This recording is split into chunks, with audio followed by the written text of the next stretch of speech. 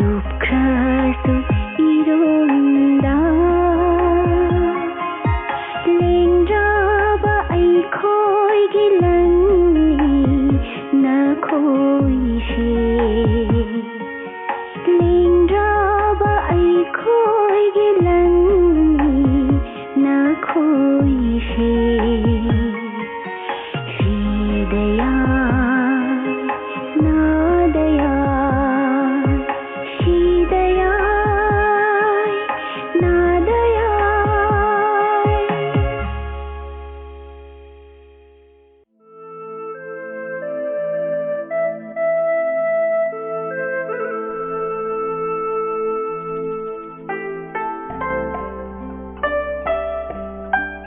David, ayuk anganbasida kari tauba lakpano. Ay pamda chatke tauri. Ima matomda thabak suramni. Ima ki saksu pugani. Ay khangida. Adubu aruba wa ma haige lakpanida. Nangi amanba wa adura aruba wa haibase. Kurigi amanba. Ay di nang munungsi. Nang na pakum pigani da hai. Kurigi no matama sok sana loba. Nahal na ok amaloirasu macha poklani. Oh, aduga ok ti loidana karigi aigi itung inariba. Nang leitrabdi ok masinjak kanana thakpi ni. Oh, nang na aibu tanaribsidi ok masinjak thakpi na ba oire. Hagsila ai phagi tawbnida. Ai lale. Ok loge haiba nate. Ai police SI oina ba kan honani. Police oiraga nongmai mine lawkhiduna kaisum sangda leijani. Mudu be heto oigadra. Hangsila. Ai nangi asengmo wa mataninge. Adudi taro haige. Nanga aiga launa leinaba yaroi. Ai lukhabi macani. Lairik su kayamna haite. Aduga nakhoi imana yaroi. Mamau oiningloi. Nang na haiba chume. Imana nangbu yaningde. Lairik haibi amaga luhongani na hai. Aduga ipadi harawe. Imana khalibado achumbani. Aduna nang aigi wakhal thado. Lambi de hek ngairamganu. Ngaigani. Nutege ngaigani. Hangsila na David bu nusi hekta haidri phawdi ai adu ngaigani. Aduga nang masimasu khango hangsila. Aina nang bu nusibadi kaina naba natte. Onsi chopa lemina nabani. Imana yadaba mayumduda kayam koina leigadobano. Natomda su nattidana. Aikoi ni Imphal da yum waraga tongan leigani kaino. Aduda mina kari haigani? Haining ba haisano ai taro. Nang na tadrabasu ai di tadaba yaroi. Ai mauni. Ni na ngana ba tadana ba nangbu mapan tho loi. Oh, adudi ai si sambal khajilaga yokba ok oire ko. Hangsila. Nangi maning mamang thalaga wa hangbada ai khompham khangdeda. Adubo nang aigi oidabadi sungya yaroi. Luhongna pa matungda nangbu lairik su tamhangani imagi apamba thongnaba. Oh. David, nangi wasi ai nongninge bo. Karigi. Aina hariba singsi thabak oiba ngamloi khanbra. Prabhu panra wasa ura. Nate. David, ibani gi wari da Prabhu yahan gumsi. Ai Prabhu bu yamna kijai. Mahakti matam chupada thamoi nungda latpat thambani ko. Adudi nang aina haiba yare. Nang si angang masaga sap mane. Nongning bawa ngakta. Aina sok thamoi sengna hairaga karigi nongning doiba. Ibani leiminarabadi matamgi matung ina icha leirakani. Icha gumbi singduga phaminaduna lairik tamgadobado madu nongning liba. Phare adusu to Ozana lairik ta ingaida angang du kapla adi kamdauba. Ozagi wata dana isagi mabuk thanaba phi kopsilaga mayong nabda laigadro. Adudi lui he. Pare. Wasikona ingna mukhanarese. ꯃꯁꯤ ꯑꯩꯈꯣꯏ ꯈꯨꯟꯗ ꯃꯩꯇꯩ ꯑꯣꯖꯥ ꯁꯅꯥꯖꯧꯕ ꯂꯥꯛꯀꯅꯤ ꯑꯣ ꯂꯥꯏꯔꯤꯛꯁꯨ E ꯅꯣꯡꯉꯥꯜꯒꯤ ꯃꯄꯥꯅꯤ ꯅꯣꯡꯉꯥꯜ ꯍꯥꯏꯕꯗꯤ ꯅꯣꯡꯃ ꯑꯩꯒ ꯂꯥꯛꯃꯤꯟꯅꯔꯝꯕ ꯃꯩꯇꯩ ꯄꯥꯈꯪ ꯐꯖꯕ ꯅꯪꯅ ꯃꯤꯠ ꯀꯨꯞꯇꯅ ꯌꯦꯡꯈꯤꯕꯗꯣ ꯃꯕꯨꯛ ꯀꯌꯥ ꯐꯠꯇ꯭ꯔꯤꯅꯣꯅꯦ ꯐꯥꯒꯤ ꯇꯧꯕꯅꯤꯗ ꯑꯦ ꯑꯣꯖꯥꯒꯤ ꯐꯣꯟꯅꯤ ꯍꯜꯂꯣ ꯄꯥꯕꯨꯡ ꯗꯥꯕꯤꯠ ꯄꯨꯡꯃꯨꯛ ꯂꯩꯔꯗꯤ ꯑꯩ ꯌꯧꯔꯛꯑꯅꯤꯌꯦ ꯅꯨꯡꯉꯥꯏꯖꯔꯦ ꯄꯥꯕꯨꯡ ꯅꯆꯥ ꯉꯥꯏꯖꯔꯝꯒꯦ ꯃꯍꯥꯛ ꯀꯩꯗꯧꯕ ꯂꯥꯛꯄꯅꯣ ꯑꯣ ꯄꯥꯕꯨꯡꯅ ꯅꯦꯆꯔ ꯍꯥꯏꯕꯗꯤ ꯑꯩꯈꯣꯏꯒꯤ ꯑꯀꯣꯏꯕꯗ ꯂꯩꯔꯤꯕ ꯑꯁꯪ ꯑꯃꯥꯟ ꯄꯥꯝꯕꯤ ꯁꯥ ꯎꯆꯦꯛ ꯏꯁꯤꯡ ꯅꯨꯡꯁꯤꯠ ꯃꯌꯥꯝꯁꯤꯕꯨ ꯔꯦꯞ ꯇꯧꯕꯒꯤ ꯃꯔꯝꯗ ꯂꯥꯏꯔꯤꯛ ꯏ ꯃꯥꯜꯂꯦ ꯃꯗꯨꯒꯤ ꯃꯔꯝ ꯊꯤꯕꯅꯤꯗ ꯑꯦ ꯀꯔꯤꯅꯣ ꯅꯣꯛꯄꯁꯤꯕꯣ ꯅꯪꯒꯤ ꯋꯥꯔꯤꯁꯤ ꯍꯦꯛꯇ ꯅꯣꯛꯅꯤꯡꯉꯤ ꯃꯤꯑꯣꯏꯕ ꯀꯅꯥꯅ ꯁꯥ ꯎꯆꯦꯛꯁꯤꯡꯗ ꯅꯠꯇꯕ ꯂꯤꯆꯠ ꯆꯠꯀꯗꯧꯕ꯭ꯔꯥ ꯍꯥ ꯑꯩꯈꯣꯏ ꯑꯣꯖꯥꯗꯣ ꯑꯉꯥꯎꯕ꯭ꯔꯣ ꯎꯁ ꯅꯪꯅ ꯍꯦꯟꯅ ꯉꯥꯎꯏ ꯀꯔꯤꯒꯤ ꯃꯤꯑꯣꯏꯕꯅ ꯃꯁꯥ ꯃꯁꯥꯒꯤ ꯑꯅꯤꯡꯕ ꯑꯄꯥꯝꯕ ꯐꯪꯅꯕꯒꯤ ꯃꯍꯧꯁꯥꯒꯤ ꯎꯃꯪ ꯋꯥꯃꯪ ꯁꯥ ꯎꯆꯦꯛ ꯃꯥꯡꯍꯟ ꯇꯥꯍꯜꯂꯤꯕꯁꯤ ꯃꯁꯥꯅ ꯌꯥꯗꯅ ꯅꯨꯄꯤꯒꯤ ꯏꯖꯠ ꯃꯥꯡꯍꯟꯕ ꯅꯠꯇ꯭ꯔꯣ ꯄꯥꯕꯨꯡꯅ ꯃꯁꯤꯒꯤ ꯃꯔꯝꯗꯤ ꯏꯕ ꯂꯥꯏꯔꯤꯛ ꯑꯣꯏꯒꯅꯤ ꯍꯥꯏꯕ ꯐꯔꯦ ꯑꯗꯨ ꯑꯣꯏꯔꯣ ꯑꯗꯨꯒ ꯔꯦꯞ ꯍꯥꯏꯕꯗꯣ ꯃꯗꯨ ꯄꯟꯒꯅꯨ ꯇꯥꯕꯗ ꯁꯥꯎꯕꯤꯡ ꯄꯥꯈꯠꯂꯦ ꯏꯍꯦ ꯅꯨꯃꯤꯠꯁꯦ ꯌꯧꯈ꯭ꯔꯦ ꯅꯪ ꯍꯟꯈ꯭ꯔꯣ ꯀꯣꯟꯅ ꯑꯃꯨꯛ ꯎꯅꯔꯁꯤ ꯅꯪꯅ ꯑꯩꯕꯨ ꯅꯨꯡꯁꯤꯕꯒꯤ ꯋꯥꯗꯣ ꯈꯟꯈꯤꯒꯦ ꯏꯃꯥꯗꯁꯨ ꯇꯥꯟꯅꯈꯤꯒꯦ ꯑꯩ ꯆꯠꯂꯦꯀꯣ ꯆꯠꯂꯦ ꯍꯪꯁꯤꯂꯥ ꯄꯥꯕꯨꯡ ꯏꯕꯥꯅꯤ ꯅꯈꯣꯏ ꯄꯥꯝꯗ ꯂꯥꯛꯀꯅꯤ ꯏꯃꯥꯗꯁꯨ ꯍꯥꯏꯌꯨꯀꯣ ꯍꯣꯏ ꯍꯥꯏꯒꯦ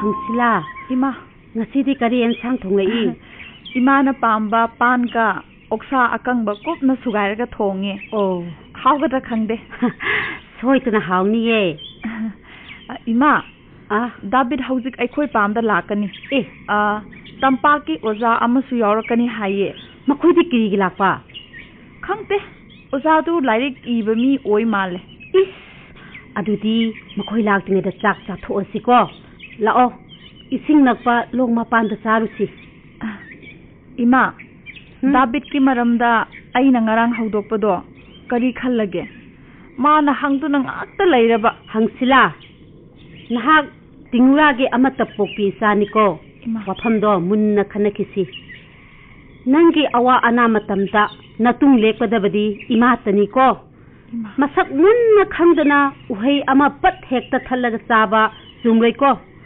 ꯑꯍꯟꯁꯤꯡꯅ ꯍꯥꯏꯔꯝꯕꯗ ꯂꯝꯒꯤ ꯁꯥꯅ ꯌꯨꯝꯗ ꯆꯪꯂꯛꯂꯒ ꯆꯤꯛꯀꯦ ꯍꯥꯏꯔꯛꯄꯒꯤꯗꯤ ꯉꯥꯛꯊꯣꯛꯅꯕ ꯊꯥꯡ ꯇꯦꯜ ꯂꯩ ꯑꯗꯨꯒ ꯂꯩꯃꯤꯟꯅꯔꯤꯕ ꯃꯤꯅ ꯁꯥ ꯑꯣꯜꯂꯛꯂꯕꯗꯤ ꯉꯥꯛꯊꯣꯛꯅꯕ ꯎꯄꯥꯏ ꯋꯥꯒꯅꯤꯀꯣ ꯍꯪꯁꯤꯂꯥ ꯄꯥꯕꯨꯡ ꯁꯅꯥꯖꯧꯕ ꯏꯕꯥꯅꯤ ꯂꯥꯛꯂꯦ ꯀꯗꯥꯏ ꯂꯩꯒꯦ ꯑꯩ ꯗꯥꯕꯤꯠ ꯅꯠꯇ꯭ꯔꯥ ꯃꯥꯅꯤ ꯆꯥꯛ ꯆꯥꯔꯤ ꯂꯩꯔꯝꯃꯨ ꯍꯥꯏꯌꯣ ꯗꯥꯕꯤꯠ ꯑꯩꯈꯣꯏ ꯏꯁꯤꯡ ꯃꯄꯥꯟꯗ ꯆꯥꯛ ꯆꯥꯔꯤ ꯂꯥꯛꯀꯅꯤ ꯉꯥꯏꯍꯥꯛ ꯉꯥꯏꯔꯝꯃꯣ ꯄꯥꯕꯨꯡ ꯉꯥꯏꯍꯥꯛ ꯉꯥꯏꯔꯁꯦ ꯎꯔꯨꯝꯗ ꯐꯝꯁꯤꯔꯥ ꯀꯩꯁꯨ ꯀꯥꯏꯗꯦ ꯑꯩꯗꯤ ꯃꯐꯝꯁꯤ ꯎꯕꯗ ꯄꯨꯡꯉꯛ ꯅꯠꯇꯦ ꯍꯪꯁꯤꯂꯥ ꯍꯥꯏꯕꯨ ꯀꯅꯥꯅꯣ ꯑꯩꯅ ꯈꯟꯖꯕ ꯈꯨꯟꯁꯤꯒꯤ ꯂꯩꯁꯥꯅꯤ ꯑꯗꯨꯕꯨ ꯏꯃꯥꯅꯗꯤ ꯄꯥꯝꯗꯦ ꯃꯃꯧ ꯑꯣꯏꯔꯣꯏ ꯍꯥꯏ ꯏꯃꯥꯗꯤ ꯀꯔꯤꯒꯤ ꯌꯥꯗ꯭ꯔꯤꯕ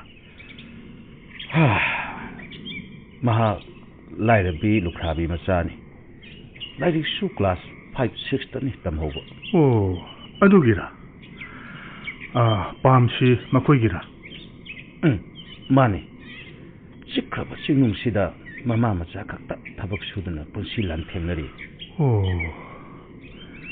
ꯊꯧꯅꯥ ꯐꯕꯤ ꯇꯝꯖꯅꯤꯡꯉꯥꯏ ꯑꯣꯏꯕꯤ ꯃꯃꯥ ꯃꯆꯥꯅꯤ ꯑꯩꯒꯤ ꯂꯥꯏꯔꯤꯛꯇ ꯃꯈꯣꯏꯒꯤ ꯅꯣꯝꯕ ꯀꯟꯕꯒꯤ ꯃꯃꯤ ꯐꯖꯅ ꯇꯥꯍꯟꯒꯅꯤ ꯐꯔꯦ ꯐꯔꯦ ꯃꯈꯣꯏ ꯉꯥꯏꯕ ꯑꯣꯏꯅ ꯏꯄꯥ ꯄꯥꯝꯒꯤ ꯃꯐꯝꯁꯤꯡꯁꯤ ꯌꯦꯡꯂꯨꯒꯦ ꯂꯥꯛꯂꯒ ꯀꯧꯔꯛꯎꯀꯣ ꯍꯣꯏ ꯏꯄꯥ David, akhoi bu ngai bada waram lani. Wa de da. Kari gi sa ga duk an tsari no. Nang ga samin na ba cha ngo pure. Nang ai laimin ba su natte. Ima gi mamang da chak samin na ba ikai draw. Ai ngamoi. Aduga nang ima da wayam na ngangnu ko. Kari gi. Nang gi apamba sing aina ima da hana tam khaban. Aduna ima na haibada marayet kanu. Ima sawan kanu. Oh. Mahang na saurabadi akhoi gi kanaba phangloi ko. Akhoi gi haiba. Adudi nang ai gi oire ko. Yamna harau kano. Ai di ima gi wa matung in kani. Tumin lairo ima lae. David, nang lakani haiba ichanupi na tamme. Kanano masu lakani haidai. Kadai madi. Pamgi mana masing yengli ai kaurage. Oh. Babu! Babu! Ini khoi lae. Lae. Babu. Ini tingura. Aduga hangsila ga khangnabiyo. Aduga ine. Lagli sina tampak tagi babung sana jawbani. Oh. Thabak tagi pothar bo jane. Adu kari kausira. Dada haisira. Ama hekta yai. Nungsinaraga loire. Adudi oza dada animak haige. Thabak tagi potharaga singda lakpadi karigino. Yana suwaramani. Kari chani. Hangsila. Pamchangdagi lapoi laucho. Oza gi chanaba. Ai lauruge. David, nangna thampham khangloye. Hangsila ga semino ko. Aduga nakhoi ani lei saliba pam sigi manakta changunu ko. Masibu u thamba natra. Akhoi di pambi sigi maming tinna panadiye. Pam sigi machi da lapoi pan bu ram. Uchi na chabu su yahui. Dada, akhoi gi di pamlo sina inkhone. Labukni. Akhoi gi chakhau su pamlong ne. Umangi sa uche singi su tata phamni. Makhoi gi khara akhoi gi khara haibatu ne. Pa, lapoi leire. Ichagi lapoi si chau khreda. Khobit kana mun bai duni. Haurani kada ama chage. Babung, loina sabiyo. Laphang sima. Khoi. Yong su da tanai di. Yong di aina piba nang hauroi. Ihe aidi tadana lakpagi maram khangri. Karigi oibra. Jingda pamlo uba lamai thaba. Umang kokpa. Sao sheksing mahan nabagi maramda khanghingduna lak. Oh. Changi pamlo si oirakpagi wari haibiyu cha. Ai wari like. Mafam sida hana ujaw yamna haurammi haye. Singina napi isu yamna marangkai. Punamak hangsila mapa leiringeda loina koklammi. Maidi akhoina thaye. Hangsila ima isana phibam si tanaba hotnabada yamna wakida. Oh. Usingdugi maita lobudi kamdawi. Imphal da maitan bora da lupa changwa cha du pe dum pi. Ujaudagi maita lobada khut yamna change. Oh. Aikhoidi ima isadani ko. Yam khraba une. Oh. Makhoi pat pumba ngairabasu sahi kaya sangani. Makhoi bu mai thabagi kanabasu mangde. Mai sana leinungi phattabatin mahik sing manghalle. Utna phaugi masanjak amuk oiko. Phau ngakna tamale ko thari se. Natte. Hawai pan maiden chujak hangam belendiri manga khamen phadigom tilhau isui suida. Hawai makhan kharadi tangai phadana thanai. Masina phaugi masanjak ka hena phanghalle haye. Adu maramdi aisu khangde. Maramdi ibungi larik tane irakke. Larikti aisi krisu haitana karamna pagani. David na pagani. Aduga pamlo mafam amana sahi kaya kya di chali. Mahau sadi sahi tara hena chali hai ko. Haujikti madu yauna ꯄꯨꯟꯁꯤꯗꯦ ꯆꯍꯤ 4-5 ꯂꯩꯔꯒ ꯑꯗꯨꯝ ꯍꯨꯟꯗꯣꯛꯅꯩ ꯂꯩꯁꯥꯔꯤꯉꯩꯗ ꯃꯁꯛ ꯐꯖꯕꯤ ꯅꯨꯄꯤ ꯑꯍꯟ ꯑꯣꯏꯔꯛꯂꯒꯅ ꯄꯥꯝꯅꯗꯕꯒꯨꯝꯕꯅꯤꯀꯣ ꯏꯆꯟꯒꯤ ꯄ꯭ꯔꯃꯥꯟ ꯑꯗꯨꯁꯨ ꯂꯥꯏꯔꯤꯛꯇ ꯁꯣꯏꯗꯅ ꯍꯥꯞꯇꯥꯔꯦ ꯏꯕꯨꯡꯅ ꯑꯄꯥꯝꯕ ꯇꯧꯕꯤꯌꯣ ꯑꯗꯨꯒ ꯃꯤ ꯌꯥꯝꯅ ꯂꯩꯕ ꯏꯃꯨꯡꯗꯤꯀꯣ ꯑꯩꯈꯣꯏ ꯁꯤꯗꯒꯤ ꯌꯥꯝ ꯍꯦꯟꯅ ꯆꯥꯎꯕ ꯄꯥꯝꯂꯧꯁꯨ ꯎꯏꯌꯦ ꯄꯥꯝꯂꯧ ꯎꯕꯅ ꯎꯃꯪ ꯁꯥ ꯎꯆꯦꯛꯁꯤꯡ ꯃꯥꯡꯍꯜꯂꯤ ꯍꯥꯏꯕꯗꯤ ꯀꯝꯗꯧꯏ ꯃꯗꯨ ꯑꯩꯈꯣꯏꯅ ꯈꯪꯕ ꯅꯠꯇꯦ ꯆꯤꯡꯃꯤ ꯑꯩꯈꯣꯏꯒꯤꯗꯤꯀꯣ ꯄꯥꯝꯂꯧꯅ ꯍꯛꯆꯥꯡꯅꯤ ꯊꯋꯥꯏꯁꯨꯅꯦ ꯏꯆꯟꯅ ꯃꯔꯨ ꯃꯔꯥꯡ ꯂꯤꯁꯤꯟꯕꯒꯤ ꯋꯥꯔꯤꯗꯨꯁꯨ ꯇꯥꯅꯤꯡꯉꯤ ꯃꯗꯨꯗꯤ ꯌꯨꯝꯗ ꯆꯠꯂꯒ ꯑꯣꯏꯅ ꯂꯤꯔꯒꯦꯀꯣ ꯗꯗꯥ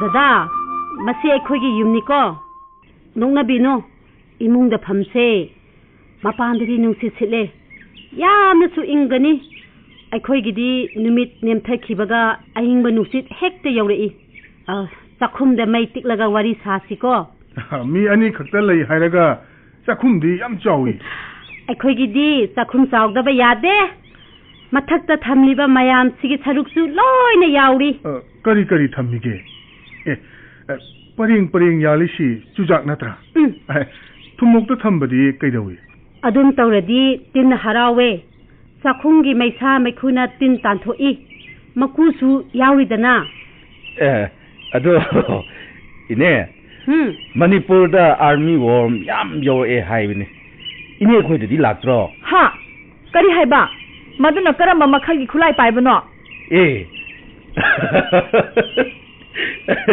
ꯑꯥꯔꯃꯤ ꯋꯥꯔꯝ ꯍꯥꯏꯕꯗꯤ ꯈꯨꯠꯂꯥꯏ ꯄꯥꯏꯕ ꯃꯤ ꯅꯠꯇꯦ ꯑꯗꯨꯗꯤ ꯀꯔꯤ ꯃꯄꯥꯟ ꯂꯩꯕꯥꯛꯇꯒꯤ ꯆꯨꯖꯥꯛ ꯆꯥꯊꯣꯛꯄ ꯐꯠꯇꯕ ꯀꯨꯔꯥꯛ ꯃꯩꯔꯥꯟꯕꯤꯒꯤ ꯃꯆꯥ ꯇꯤꯟꯈꯥꯛꯅꯤ ꯃꯈꯣꯏ ꯌꯧꯔꯛꯂꯗꯤ ꯆꯨꯖꯥꯛ ꯂꯣꯏ ꯃꯥꯡꯒꯅꯤ ꯑꯩꯗꯤ ꯄꯥꯈꯠꯂꯨꯔꯦ ꯏꯃꯥ ꯏꯆꯥꯗ ꯂꯩꯖꯕꯗ ꯈꯨꯠꯂꯥꯏ ꯄꯥꯏꯕꯁꯤꯡ ꯆꯪꯂꯛꯑꯕꯗꯤ ꯀꯝꯗꯧꯒꯗ꯭ꯔꯥ ꯈꯟꯕ ꯃꯈꯨꯝ ꯀꯨꯞꯂꯤꯕ ꯊꯨꯝꯃꯣꯛ ꯃꯌꯥꯝꯁꯤꯅ ꯌꯦꯡꯉꯣ ꯍꯋꯥꯏ ꯑꯇꯩ ꯃꯔꯨ ꯃꯔꯥꯡ ꯉꯥꯛꯇꯅꯦ ꯗꯗꯥ ꯃꯣꯔꯣꯛꯇꯤ ꯀꯟꯅ ꯐꯧꯗꯣꯛꯂꯒ ꯇꯤꯟ ꯆꯪꯗꯅꯕ ꯃꯨꯛꯊ꯭ꯔꯨꯕꯤ ꯃꯍꯩ ꯑꯗꯨꯒ ꯃꯅꯥꯁꯨ ꯍꯥꯞꯄꯦ ꯑꯆꯥꯄꯣꯠꯀ ꯂꯩꯃꯤꯟꯅꯕꯅꯤꯅ ꯀꯩꯁꯨ ꯀꯥꯏꯗꯦꯗ ꯋꯥꯅ ꯈꯥꯖꯤꯜꯂꯤꯕꯁꯤꯅ ꯐꯧ ꯊꯝꯐꯝꯂꯥ ꯃꯥꯅꯦ ꯑꯩꯈꯣꯏꯅ ꯃꯥꯆꯨꯝ ꯀꯧꯋꯦ ꯃꯍꯔꯅꯥ ꯄꯥꯝꯕꯤ ꯃꯅꯥ ꯃꯇꯣꯟꯁꯤꯡ ꯐꯧ ꯃꯊꯛꯇ ꯃꯔꯥꯡ ꯀꯥꯏꯅ ꯊꯝꯃꯤ ꯐꯂꯥꯡ ꯑꯀꯣꯏꯕꯗꯁꯨ ꯌꯥꯜꯂꯦ ꯅꯈꯣꯏꯅ ꯂꯥꯏꯕꯉꯧ ꯍꯥꯏꯕ ꯄꯥꯝꯕꯤꯗꯨꯅꯦ ꯆꯤꯡꯍꯤ ꯐꯨꯠꯄꯗ ꯍꯥꯞꯄꯗꯣ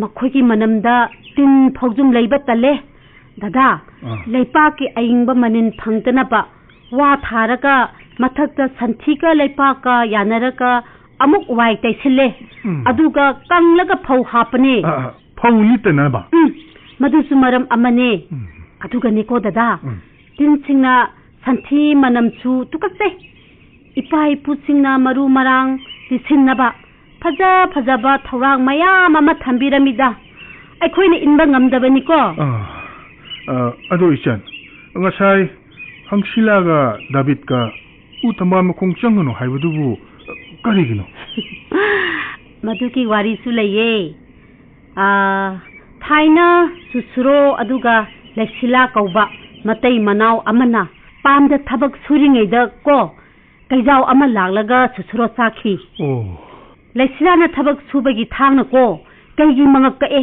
ꯑꯗꯨꯒ ꯃꯍꯥꯛ ꯃꯁꯥꯁꯨ ꯊꯥꯡꯅ ꯊꯤꯟꯖꯩꯌꯦ ꯃꯈꯣꯏꯗꯒꯤ ꯇꯥꯈꯤꯕ ꯏꯅ ꯎꯄꯥꯝꯕꯤ ꯑꯣꯏꯅ ꯍꯧꯔꯛꯇꯨꯅ ꯏꯒꯤ ꯂꯩ ꯁꯥꯠꯂꯦ ꯑꯗꯨꯅ ꯎꯁꯤꯒꯤ ꯃꯈꯣꯡꯗ ꯃꯇꯩ ꯃꯅꯥꯎ ꯑꯣꯏꯕꯁꯤꯡꯗꯤ ꯄꯨꯟꯅ ꯆꯪꯅꯗꯦ ꯍꯪꯁꯤꯂꯥ ꯃꯄꯥ ꯏꯕꯥꯅꯤꯁꯨ ꯋꯥꯔꯤꯁꯦ ꯍꯥꯟꯅ ꯈꯪꯗꯕꯅ ꯄꯥꯝ ꯁꯦꯝꯂꯤꯉꯩꯗ ꯎꯁꯤꯒꯤ ꯃꯈꯣꯡꯗ ꯄꯨꯊꯥꯃꯤꯟꯅꯈꯤꯀꯣ ꯑꯗꯨꯅꯔ ꯈꯪꯗꯦ ꯃꯍꯥꯛ ꯉꯟꯇꯥꯅ ꯄ꯭ꯔꯚꯨꯒꯤ ꯃꯅꯥꯛꯇ ꯆꯠꯈ꯭ꯔꯦ ꯍꯪꯁꯤꯂꯥꯒ ꯗꯥꯕꯤꯠꯀꯗꯤ ꯄꯥꯈꯪ ꯂꯩꯁꯥꯕꯤꯅꯤ ꯑꯗꯨꯕꯨ ꯃꯕꯥꯅꯤ ꯃꯔꯤ ꯂꯩꯅꯩ ꯗꯥꯕꯤꯠ ꯃꯃꯥꯅꯗꯤ ꯍꯪꯁꯤꯂꯥꯁꯦ ꯄꯥꯝꯗꯦꯀꯣ ꯃꯈꯣꯏ ꯏꯅꯥꯛ ꯈꯨꯜꯂꯦ ꯂꯥꯏꯔꯤꯛ ꯍꯩ ꯏꯝꯐꯥꯜꯗ ꯂꯩꯌꯦ ꯑꯩꯈꯣꯏꯅ ꯆꯤꯡꯗ ꯂꯩ ꯂꯨꯈ꯭ꯔꯥꯕꯤ ꯃꯆꯥꯅꯤ ꯂꯥꯏꯔꯤꯛꯁꯨ ꯀꯔꯤꯁꯨ ꯍꯩꯇꯦ ꯑꯗꯨꯕꯨ ꯀꯔꯤꯒꯨꯝꯕ ꯃꯕꯥꯅꯤ ꯂꯧꯅ ꯂꯩꯅꯈ꯭ꯔꯕꯗꯤ ꯄꯥꯝꯕꯤꯗꯨꯒꯤ ꯃꯈꯣꯡ ꯆꯪꯂꯨꯕꯒꯤ ꯂꯥꯏꯅ ꯁꯥꯎꯒꯅꯤ ꯍꯥꯏꯕꯅꯤꯗ ꯋꯥꯔꯤꯁꯦ ꯌꯥꯝ ꯐꯖꯩ ꯑꯩꯒꯤ ꯂꯥꯏꯔꯤꯛꯀꯤ ꯃꯆꯥ ꯑꯃꯁꯨ ꯐꯪꯂꯦ ꯏꯅꯦ ꯐꯠꯇꯕ ꯎꯗꯣ ꯃꯤ ꯅꯦꯛꯂꯒ ꯌꯥꯜꯍꯟꯁꯤꯔꯥ ꯑꯩ ꯃꯗꯨꯁꯨ ꯌꯥꯗꯦꯅꯦ ꯃꯍꯥꯛ ꯎꯃꯪ ꯃꯍꯩ ꯃꯔꯣꯡꯁꯤꯡꯒꯤ ꯂꯥꯏꯔꯦꯝꯕꯤꯒꯤ ꯂꯩꯅꯦ ꯑꯗꯨꯅ ꯂꯩꯁꯤ ꯁꯥꯠꯄ ꯄꯥꯝꯂꯧꯗ ꯃꯍꯩ ꯃꯔꯣꯡ ꯆꯔꯣꯡ ꯆꯨꯝꯃꯦ ꯇꯤꯟ ꯇꯥꯗꯦ ꯃꯍꯩ ꯃꯔꯣꯡ ꯆꯥꯕ ꯎꯆꯤ ꯈꯩꯔꯣꯏ ꯌꯣꯡ ꯂꯧꯗ꯭ꯔꯥꯎꯕꯤ ꯐꯥꯎꯕ ꯆꯪꯕ ꯇꯜꯂꯦ ꯑꯗꯨꯅꯔ ꯈꯪꯗꯦ ꯀꯨꯝꯁꯤꯗꯤ ꯑꯩꯈꯣꯏꯒꯤ ꯄꯥꯝꯗ ꯊꯥꯔꯤꯕ ꯃꯅꯥ ꯃꯁꯤꯡ ꯀꯌꯥ ꯃꯥꯡꯗꯦ ꯑꯗꯨꯗꯤ ꯋꯥ ꯑꯃ ꯍꯥꯏꯒꯦ ꯁꯥꯎꯔꯛꯀꯗ꯭ꯔꯥ 하요네 그리노 하요 이마가 항실라가 누빠 야우도나 밤로 우버 또르시 에 밤로 우버 파이 파티에서 하이너래 아이 앙아오빠 밤로 우드라바디 아이리 그리 싸가니 이스 마치디 이빠이푸나 하우독람파 sadnaro네 sadnaron ngakpana ꯑꯩꯈꯣꯏꯒꯤ ꯏꯊꯧꯅꯤꯀꯣ ꯃꯤꯒꯤ ꯃꯃꯥ ꯃꯁꯛ ꯐꯖꯕꯗ ꯑꯩꯒꯤ ꯏꯃꯥ ꯑꯣꯏꯕ ꯌꯥꯔꯣꯏꯌꯦ 이마 이빠 मसक खंग्रबदी प्रभुन सावगनी अंगौपसिदी इचंदगी फजब वारी तारे ngasiगidi हल्लगे मथंग लाकपदा इचा हंगसिलागी लुहोंगमगी खुदोन पुरके पापुंग कनागी लुहोंगपा इचा हंगसिलागा दाविदका पापुंग मादी ममाना याते इपा लेरिसिदी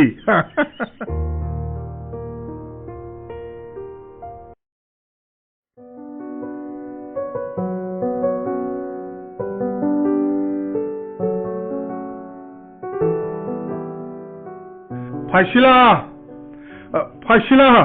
नकोई कनामता लेतरन है दादा इमुंग द संगबीर ओ दाबिती लेतरा मथक त लइए आई कौगे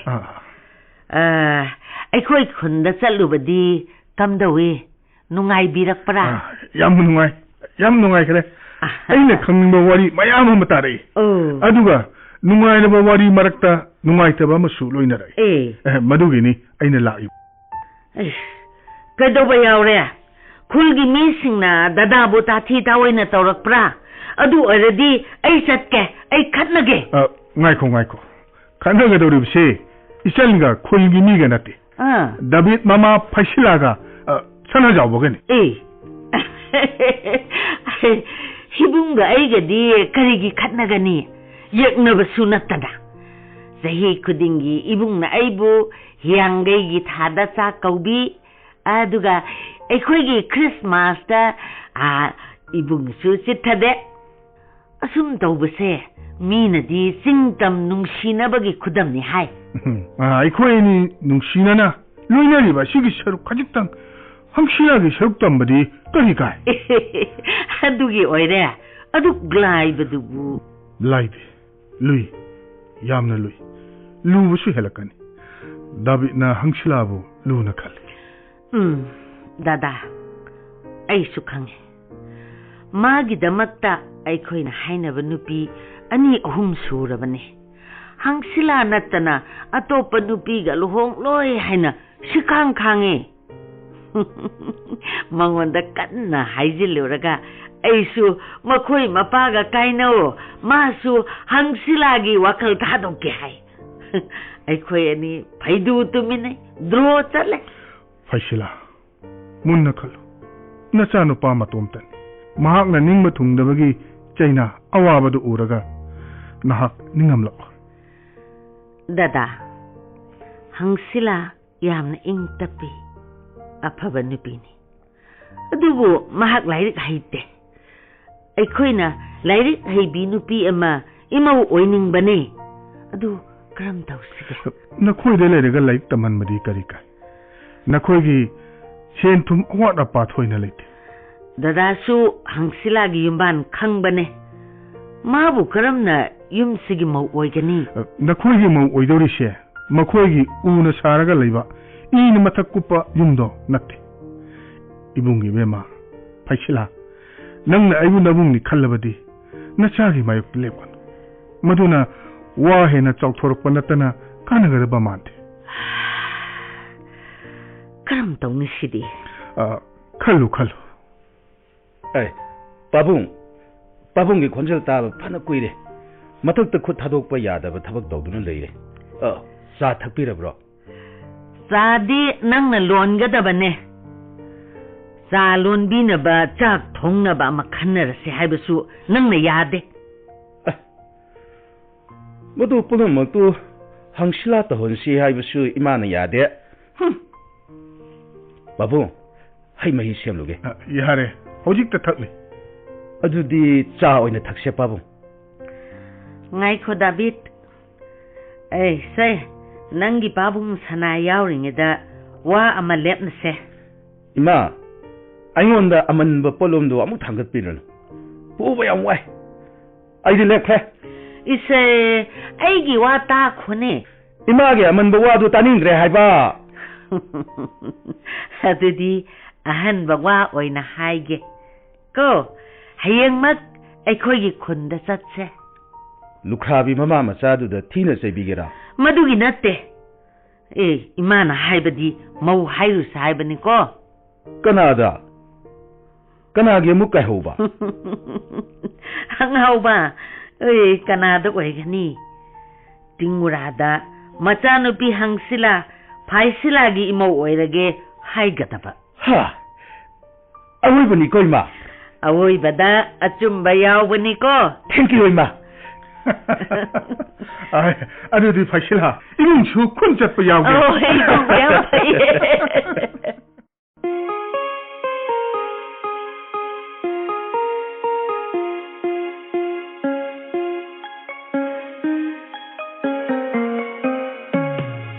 matamgi kallaba ireida lukhasu ironuna matamgi kallaba ireida lukhasu ironuna